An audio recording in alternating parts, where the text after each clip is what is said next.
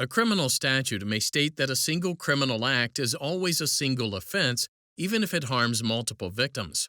Or a statute may state that one act can create multiple offenses, one for each victim. But if a statute doesn't specify, which rule applies? The United States Supreme Court answered this question in Bell v. United States. Under the Mann Act, it was illegal for a person to transport any woman or girl across state lines for the purpose of prostitution or something similarly immoral. Robert Bell drove two women across state lines for immoral purposes and was charged with two violations of the Mann Act. Bell pleaded guilty, admitting that the alleged facts were true. However, the Mann Act didn't specifically define what was considered a single offense. Bell had driven both women at the same time in the same vehicle.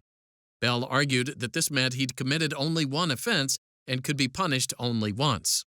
The district court disagreed and ruled that Bell had committed two offenses, one for each transported victim. The district court sentenced Bell to 2.5 years for each offense. The two sentences ran consecutively for a total sentence of 5 years. Bell appealed the double punishment.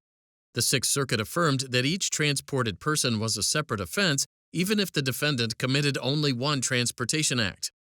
However, several years earlier, the Tenth Circuit had held the opposite, ruling that transporting multiple women in a single trip counted as only one violation of the Mann Act.